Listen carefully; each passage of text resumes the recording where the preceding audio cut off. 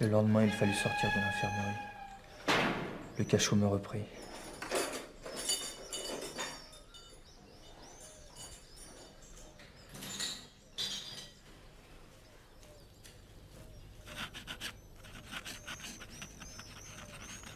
Malheureusement, je n'étais pas malade.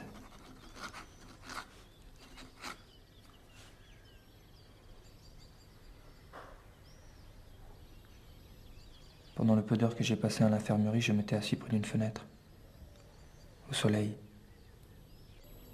L'odeur étouffée de la prison me suffoquait. J'éprouvais une grande lassitude.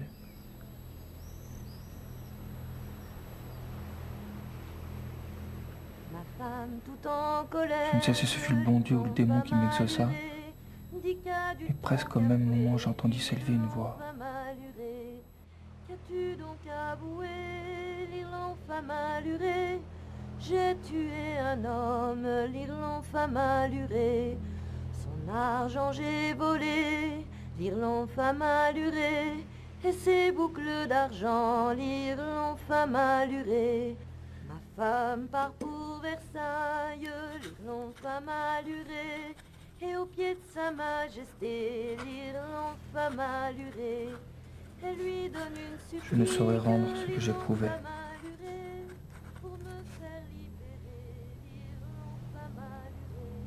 J'étais à la fois blessé et caressé. Mais le grand roi se fâche, l'Irlande femme allurée. Il dit par ma couronne, l'Irlande femme allurée. Je lui ferai danser une danse, l'Irlande femme allurée. Oui, y a pas de plancher, l'Irlande femme allurée.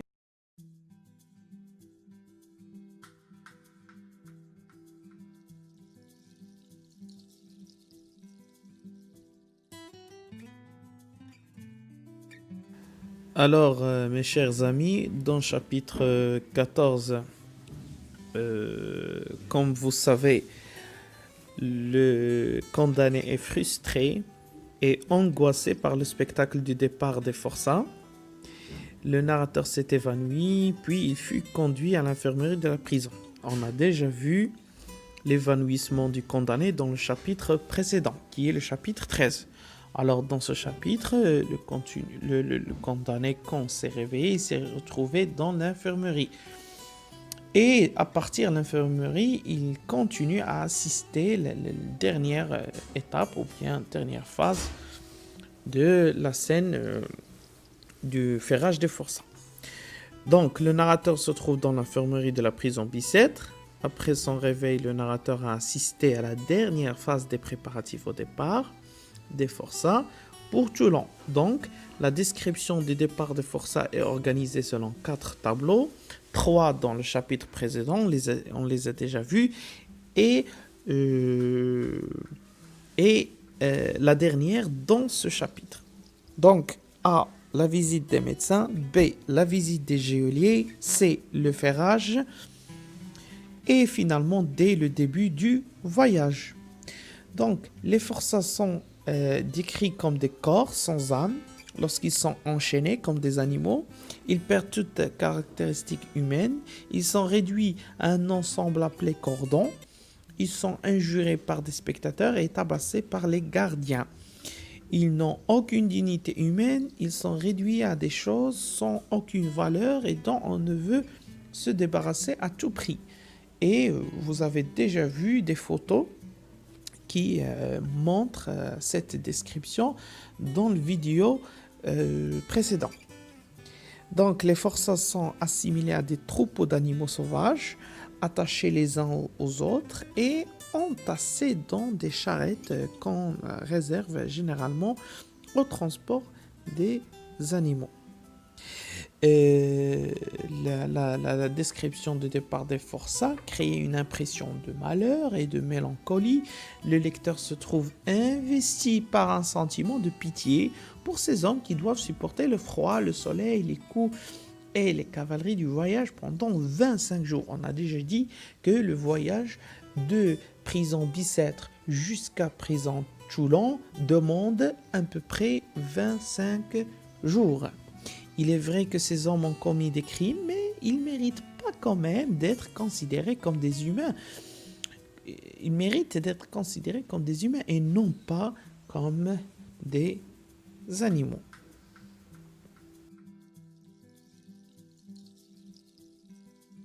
Alors, le narrateur ici, il se trouve toujours maintenant à Bicêtre, mais il est retourné dans sa cellule et il apprend que le narrateur, on apprend de lui qu'il est jeune, sain et sauf et qu'il est robuste et se souffrant d'aucune maladie. C'est pour cela qu'il ne va pas rester longtemps à l'infirmerie. La maladie dont souffre l'auteur n'est pas une maladie physique, mais une maladie mentale. C'est quoi? Cette maladie mentale, c'est l'angoisse de l'idée de la mort, l'angoisse de l'idée de la condamnation à mort qui le pourchasse tout le temps et qui est hanté par elle. Le narrateur pense qu'il aurait dû s'évader quand il était à l'infirmerie. Donc il a pensé qu'il a perdu une chance d'évasion. Il a dû profiter cet moment de faiblesse, cet moment de manque de garde à l'infirmerie, mais il n'a pas profité de cette situation. Le narrateur pense à l'évasion parce qu'il s'est rendu compte que son pourvoi en cassation est espéré, car tout est calculé d'avance. Ce n'est qu'une question de 6 semaines d'attente et l'exécution aura bel et bien lieu. C'est-à-dire, il n'a aucune chance de se sauver ou bien d'être sauvé par la justice. Alors, pas de pourvoi en cassation et non plus pas de grâce parce qu'il espère la grâce royale. Peut-être il sera sauvé, mais non plus il sait très bien que le roi il ne pensera pas de lui et donc il a perdu toute chance de vivre.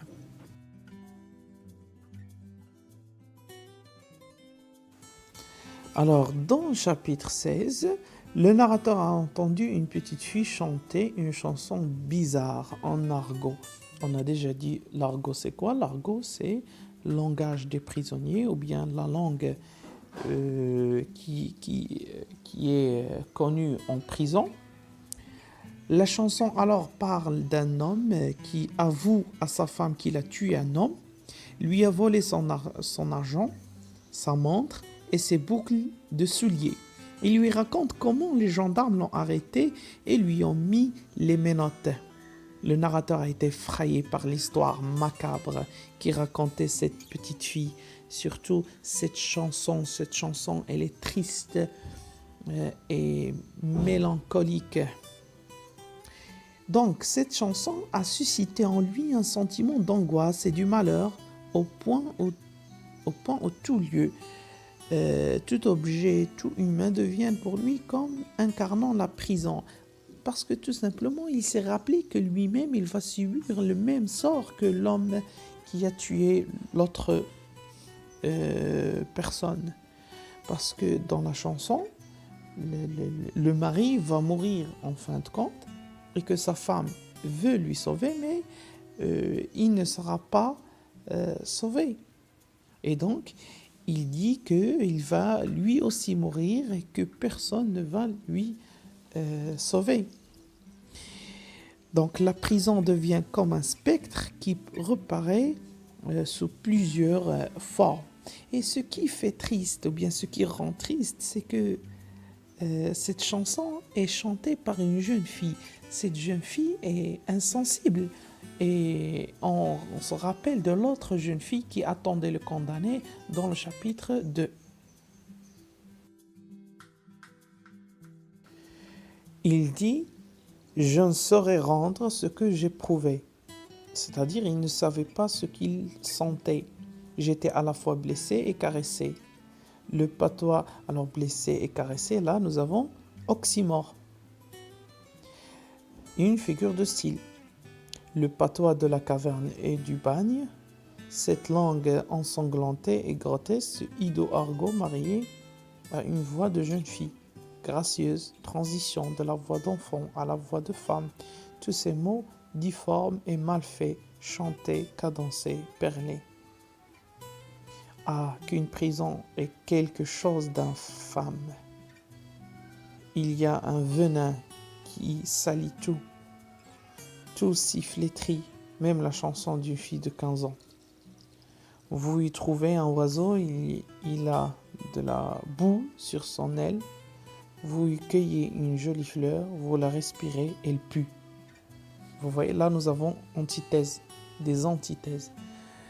C'est-à-dire, il dit que tout dans le présent change. Ce qui est innocent devient coupable.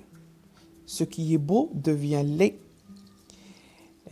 Et ce qui est gentil devient méchant. Tout change dans le présent.